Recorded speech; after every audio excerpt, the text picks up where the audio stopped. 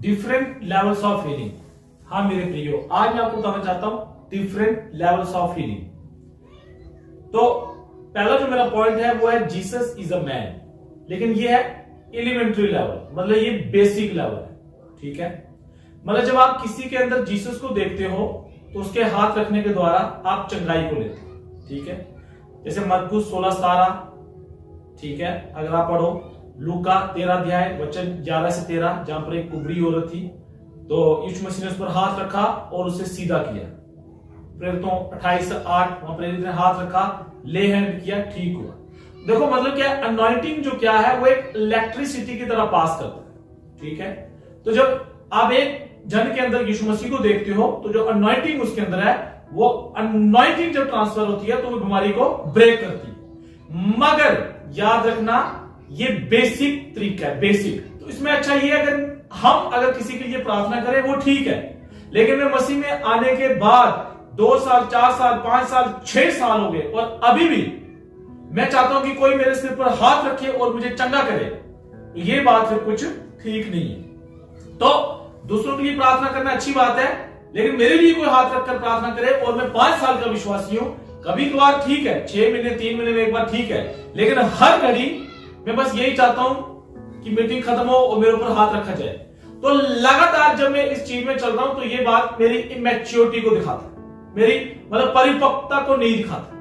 देखो पौलुस क्या कहता है, चाहिए था समय के हिसाब से कि तुम मीट खाने वाले होते, लेकिन अभी तक तुम दूध पीने वाले। तो एक बच्चा मान लो आज वो दूध पी रहा है, साल का 2 साल का हो गया, बोतल में दूध पी रहा है, लेकिन जब वो बच्चा 15 साल का हो गया, 20 साल का हो गया, तब भी अगर वो बोतल में दूध पीता है तो मुझे बताओ वो कैसा दिखेगा। तो ऐसे ही समय के हिसाब से हमें अब क्या है, मैच्योर बनना है। और मैच्योरिटी क्या है, अब ये जो बेसिक लेवल ऑफ हीलिंग है, एलिमेंट्री लेवल है, हाथ रखकर प्रार्थना कराना है, मुझे इससे ऊपर आना है। तो इससे ऊपर आने के लिए दूसरा पॉइंट ये, Jesus is the word of God. जब आप ये समझते हो कि परमेश्वर का वचन जीसस है, आदि में वचन था, वचन परमेश्वर के साथ और वचन ही परमेश्वर, और अब वचन हमारे बीच में देहधारी हुआ और हमने उसकी ऐसी महिमा देखी जैसे कि परमेश्वर के अकेलौते पुत्र। तो वो वचन कौन है? यीशु मसीह, जीसस क्राइस्ट। तो जब आप वचन में यीशु मसीह को देखते हैं तो आप चंगे हो जाते। जैसे उदाहरण के तौर पर प्रेरितों की किताब अध्याय 14 वचन 8 से लेकर 10 तक, देखो यहां पर यह लिखा है 8 से लेकर 10 तक। वह पौलुस को बातें करते सुन रहा था। पौलुस ने उसकी ओर टकटकी लगाकर देखा कि उसे चंगे हो जाने का विश्वास है, और ऊंचे शब्द से कहा, अपने पांवों के बल सीधा खड़ा हो। तब वह उछलकर चलने फिरने लगा। हालेलुया। तो यहां पर कहानी क्या है, पौलुस प्रचार कर रहा है और वहां पर एक व्यक्ति है जो जन्म से लग रहा है, और वो पौलुस को क्या है, ध्यान से सुन रहा है, ध्यान से सुन रहा है। तो पौलुस जो प्रचारक है, परमेश्वर का खादम है, सेवक है, वो उस व्यक्ति की तरफ देख रहा है, और वो क्या देख रहा है, उसको चंगा हो जाने का विश्वास। विश्वास करने वाले के लिए सब कुछ हो सकता। तो उसके अंदर ये विश्वास कैसे डेवलप हुआ? रोमियो 10:17, विश्वास सुनने से और सुनना मसीह के वचन से होता है। की फेरी। जब हम लगातार वचन को सुनते हैं तो एक समय ऐसा आ जाता है कि हमारे अंदर विश्वास डेवलप हो जाता है, और वो विश्वास जब पौलुस ने उसके अंदर देखा तो क्या हुआ?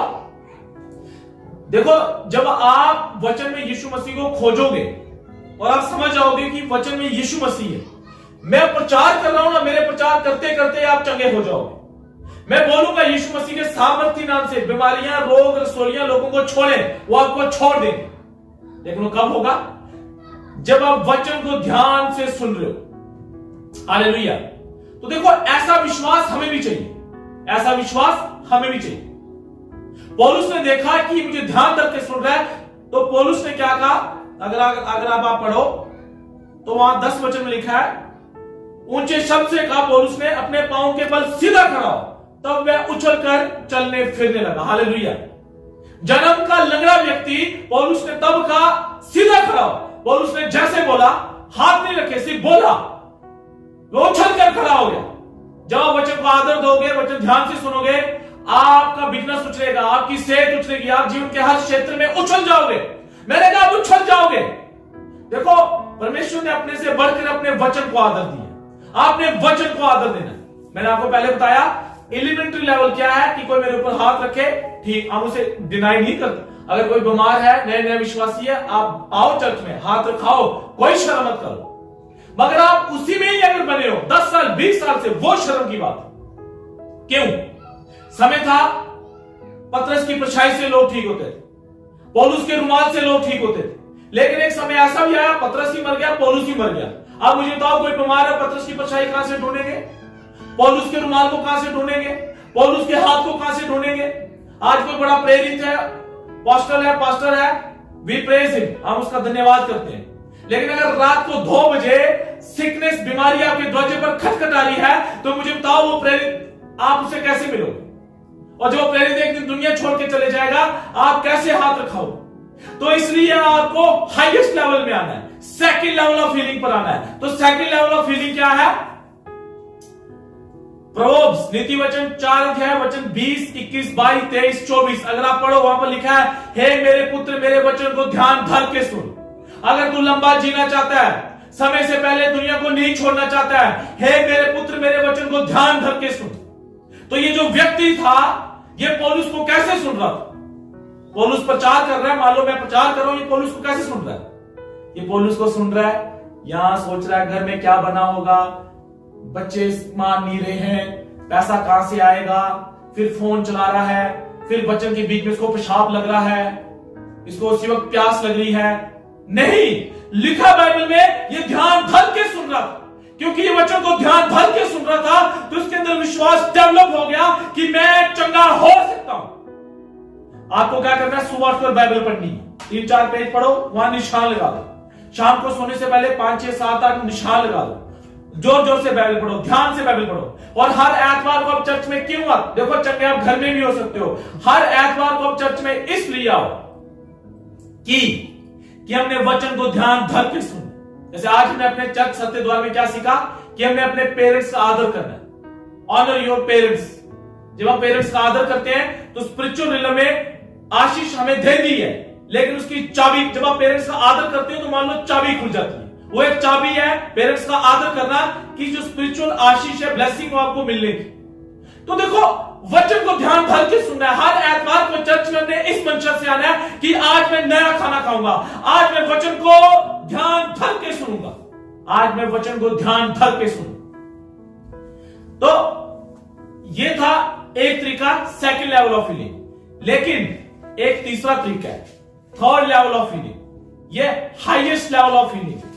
देखो, रोमियो की किताब अध्याय 8 और वचन 11 में यूं लिखा है, यदि उसी का आत्मा जिसने यीशु को मरे हुओं में से जलाया तुम में बसा हुआ है, तो जिसने मसीह को मरे हुओं में से जलाया वह तुम्हारी नश्वर देहों को भी अपने आत्मा के द्वारा जो तुम में बसा हुआ है जलाएगा। हालेलुया। जिस आत्मा ने यीशु मसीह की डेड बॉडी को जिंदा किया, वो आत्मा अगर आप में बसा हुआ है, वो आपके नश्वर शरीरों को भी जलाएगा। लेकिन आपको पहचानना है who you are in Christ. मसीह में आपकी पहचान क्या है? आप उस बात को समझना है कि मसीह का आत्मा मेरे अंदर। पहला कुरिन्थियों 12:3 में लिखा है, जो बिना आत्मा के कोई कह नहीं सकता है यीशु प्रभु है। कुछ लोग कहते हैं आपके अंदर आत्मा नहीं हो, गलत स्टेटमेंट है। कुछ लोग कहते हैं अन्य भाषा बोलोगे तभी आत्मा है, वो भी गलत स्टेटमेंट। वो एक गिफ्ट है, जैसे हीलिंग, चंगाई, अन्य भाषा गिफ्ट है। लेकिन अगर आप पूरे मन से यीशु मसीह को अपना परमेश्वर मानते हो, इसका मतलब परमेश्वर का आत्मा आपके अंदर आ चुका है, और वो वही आत्मा है जिसने यीशु मसीह के मरे शरीर को जिंदा किया है, वो आपके शरीर को भी जिंदा करेगा। हालेलुया। लेकिन दिक्कत क्या है? लोग पहचान नहीं पा रहे हैं। देखो, हिरन है ना, हिरन, उसके अंदर एक खुशबू आती है, उसके अंदर एक अरोमा है। तो जब हिरन बच्चा होता है, जब होश में आता है, उसको ना खुशबू आती है, तो वो क्या करता है, दाएं बाएं आगे पीछे भागता है कि खुशबू कहां से आ रही। पूरी उम्र हो जाता है, ढूंढता रहता है, लेकिन उसे पता नहीं चलता, और अंत में वो मर जाता है। और आपको पता है खुशबू कहां से आती है? उसके अंदर एक ग्लैंड है जो खुशबू को रिलीज करता है, खुशबू को बाहर निकालता है, लेकिन उसको पता ही नहीं है खुशबू मेरे अंदर से आती है पूरी दुनिया में। फिर मसीह आपके अंदर है। मैंने कहा यीशु मसीह आपके अंदर है।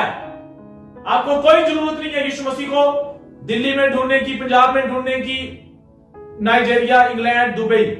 मैं जितने लोगों को ऐसों को जानता हूं जिन्होंने एक समय ये मुहिम चलाई कि हम यीशु को पंजाब जाके ढूंढ रहे हैं, वहां जाके ढूंढ रहे हैं, वो आज हारा हुआ जीवन है उनका।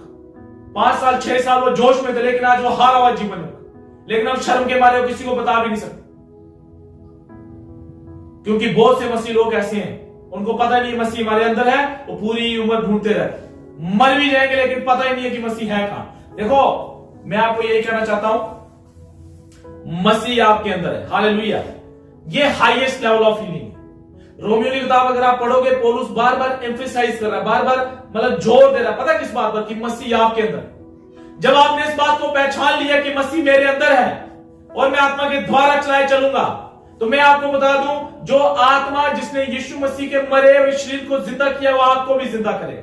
तो देखो ये 1 या 2 दिन में नहीं होता है, इसमें पूरी उम्र। ऐसे भी लोग हैं जो बीमारी नहीं होती, क्योंकि उनको समझ है कि मसीह का आत्मा हमारे अंदर है।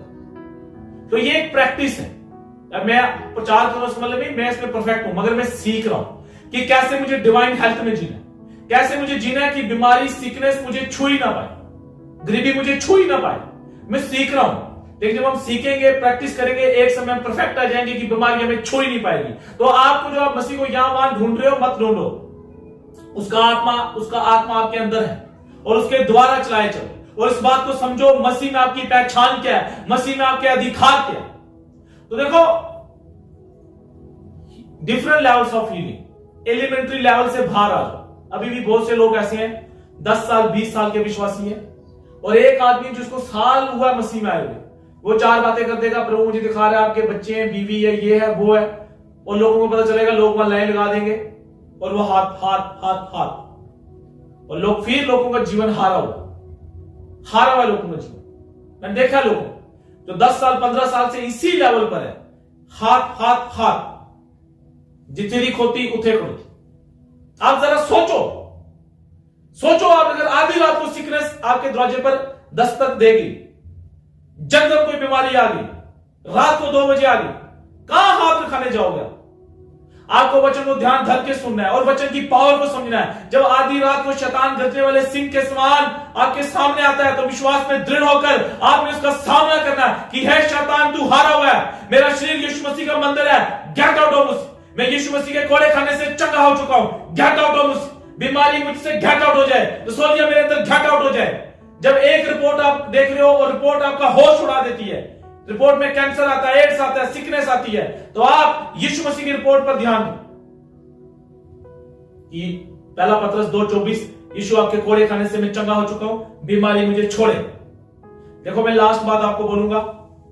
अमेरिका में एक बंदा था, उसने घर में एक नौकरानी रखी, उस बंदे का कोई नहीं था, बीवी बच्चे कोई नहीं था, करोड़पति बंदा था। वो मर गया, मरने से पहले उसने एक विल बनाई, उसमें कहा कि मेरे मरने के बाद सारी प्रॉपर्टी मेरी नौकरानी की। हुआ यूं, वो मर गया और उसकी जो नौकरानी थी वो बेचारी, उसको पैसे नहीं मिले, लास्ट में वो कुपोषण के कारण, भूखमरी के कारण मर गई। और जब लोग वहां आए, उन्होंने क्या देखा, जो विल उसने बनाई थी, उस लेडी ने उसके मरने के बाद विल का फ्रेम बनाकर द्वार पर चिपका दिया। मुझे बताओ किसकी गलती? उसको पता ही नहीं है बेवकूफ को कि वो सारी विरासत तेरे नाम कर दिया, उसको पता ही नहीं है। आज बहुत से लोग हाईएस्ट लेवल ऑफ हीलिंग में क्यों नहीं चलते? लोगों को पता ही नहीं है कि बाइबल मेरे बारे में क्या कहती है, वचन मेरे बारे में क्या कहता है, मेरे अधिकार क्या मसीह में, वो अपने अंदर देखते नहीं है, बाइबल में देखते ही नहीं। तो अब बेसिक लेवल ऑफ हीलिंग से बाहर आ जाओ, वचन में यीशु मसीह को खोजो, आप चंगे हो जाओ। अपने अंदर यीशु मसीह को खोजो, मतलब कि मसीह में आपके अधिकार क्या है, मसीह में आपकी पहचान क्या है, उन चीजों को जानो। बीमारी आपको छुएगी नहीं, बीमारी आपके दरवाजे पर आएगी नहीं। तो प्रभु इस वचन के द्वारा सबको आशीष दे। आने वाले आत्मार को नए वचन से चर्च में मिलते हैं, सत्य द्वार में। प्रभु सबको आशीष दे। जय मसीह।